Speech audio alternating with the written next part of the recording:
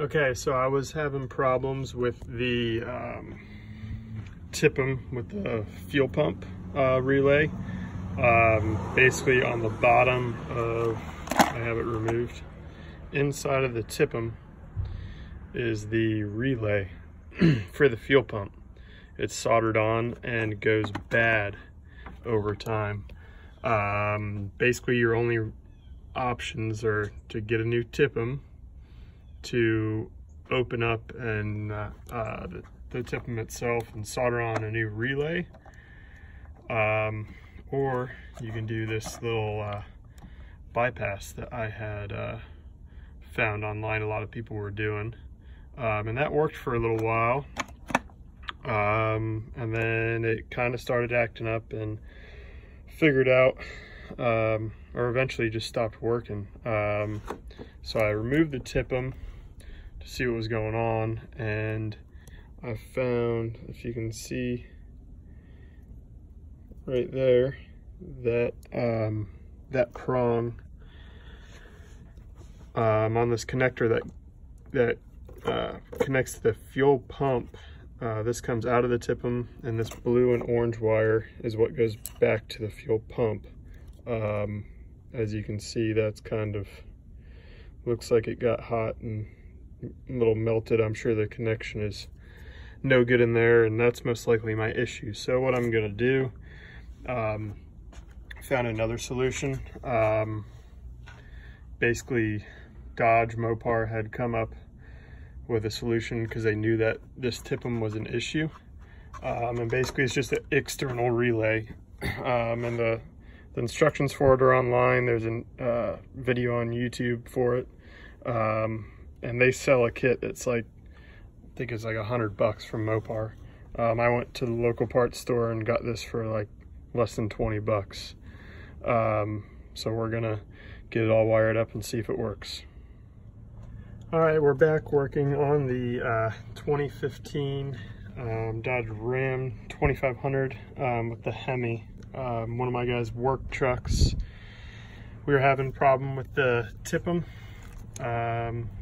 It's pretty common in Mopar vehicles, it seems like, with the Hemi, that the relay in the TIPM goes bad, and there's not really, there's a couple options, I guess, to fix it.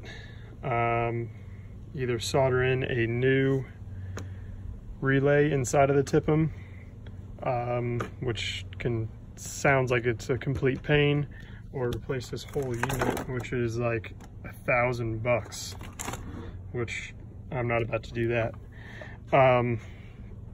So I showed you earlier, what I got was a relay harness, a relay, a fuse, and then some miscellaneous heat shrink butt connectors that I had sitting around. So what I did is I labeled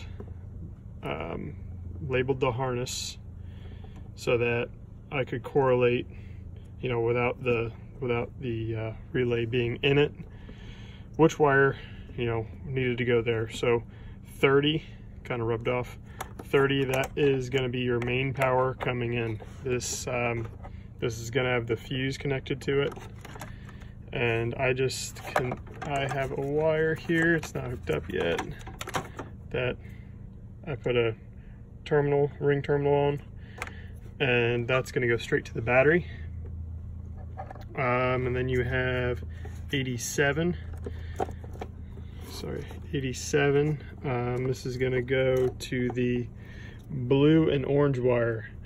Now note that there are two blue and orange wires in this wiring harness down here. This one is a larger gauge than the other one. Let's see if I can find the other one here. Yeah, here it is in this black harness. There's this blue and orange wire right here. You don't want to use that one.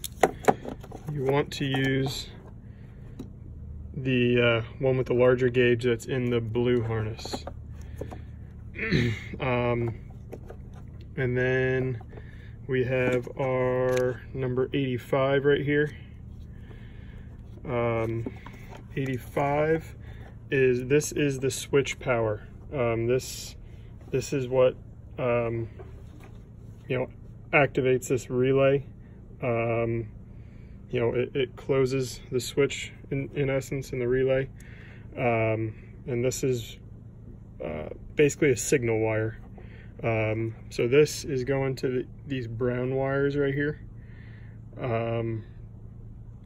The same thing, there are multiple brown wires in this harness, which I did not realize at first. As you can see right here, I had originally tapped into the wrong brown wire, which is in the black harness. You don't want that one, you want the one in the gray harness, the brown wire in the gray harness. This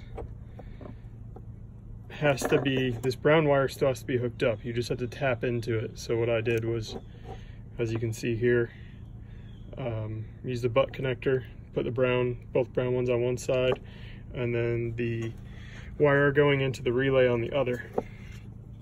Then the last one, you got 86. 86 is your ground. The instructions that I found were not for a RAM. They were for some other Mopar, I forget what it was. Different year and everything. Most of the wire colors are, you know, usually the same on these. But I did find it said to tap into a pink and green wire.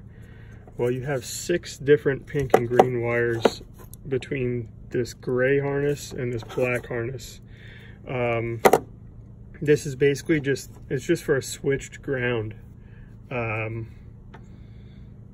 You know, that way, I guess, when you have the key in the run position, if the vehicle isn't started, the fuel pump's not going to start, or the fuel pump's not going to run. I'm not really worried about that.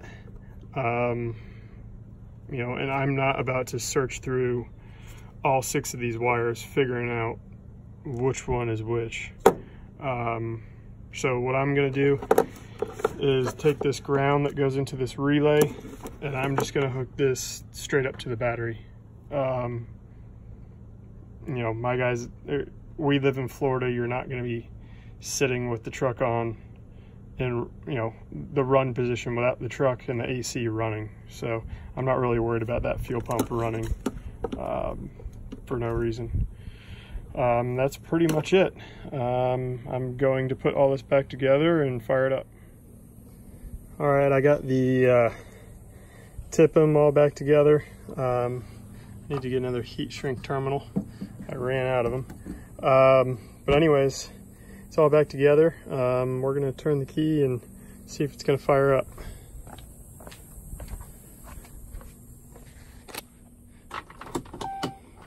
Now with the key on, like I said, fuel pump's just gonna run because I didn't go to that switched ground.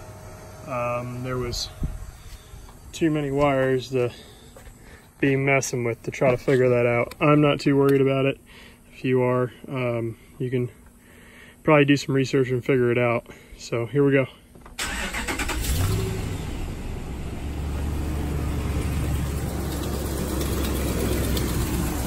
And that is good as new. That beats paying $1,000 for another TIPM. So I hope this helps somebody. Thanks.